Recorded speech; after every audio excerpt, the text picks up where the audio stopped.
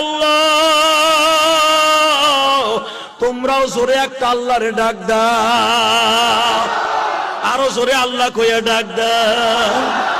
আল্লাহ দুনিয়ার ক্ষমতা কয়দিন গো, কালকে যদি আমার হায়াতে জিন্দেগি শেষ হয়ে যায়, আমার ছেলে মেয়ের একটা অ্যাম্বুলেন্স ডাকি আমার হাসপাতালে লয়ে যাবে, কিন্তু আজরাইল আমার এত পরিমাণ মারপিট শুরু করবে, আমার কলিজাটা গালায়া ফেলবে, আমার নারী বুড়িটা গালায়া ফেলবে, আমার চামড়াটা সেদ্ধ করে ফেলবে। নবীর জামাতা হযরত আলী বলেন, বেঈমানের মৃত্যুর কাফন যখন শুরু হয়ে যায়, ও বাজান একটা মরা গরু জবাই না দিয়ে, একটা জেতা গরু জেতা ছাগল যদি তারে জবাই না দিয়ে চামড়া গুলা সিলাইয়া ফেললে যত কষ্ট হয়, এর চাইতে বেশি কষ্ট বেঈমানের মৃত্যুতে হয়। হে যুবক ভাই, আমি তোদের দুইটা পাও ধরে বলিয়া যাই, আমার মাওলারে ডাক দিয়ে এখনো 5 ওয়াক্ত নামাজ অ্যাকাউন্টে জমা করিয়া দাও। 5 ওয়াক্ত নামাজ যদি তোমার অ্যাকাউন্টে জমা থাকে, আমি একটা ভরসা রাখতে পারি, বিমান নই, বেঈমান হইয়া মরবা না।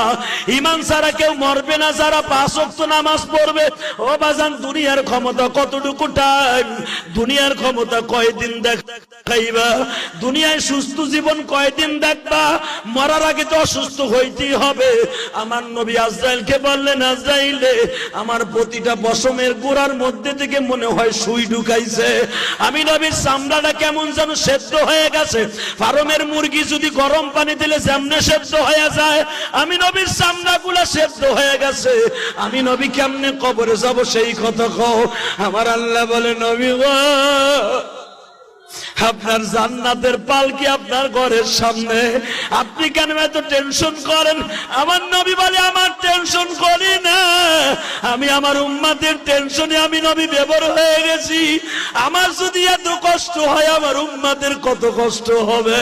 আমি তোমাদের কাছে একটা রিকোয়েস্ট করিয়া যাই, ধনী থাকো গরিব থাকো, যে অবস্থায় থাকো, খাইয়া থাকো না খাইয়া থাকো, আমার আল্লাহরে কখনো ভুলিও না ভাইজান।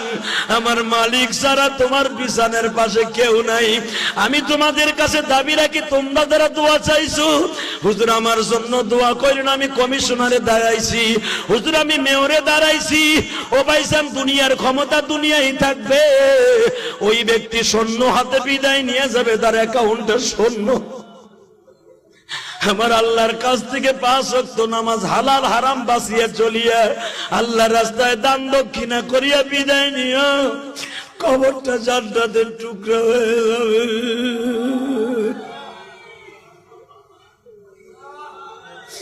আল্লাহ তোমার পাগলগুলি যারা চিল্লায় আর কান্দে,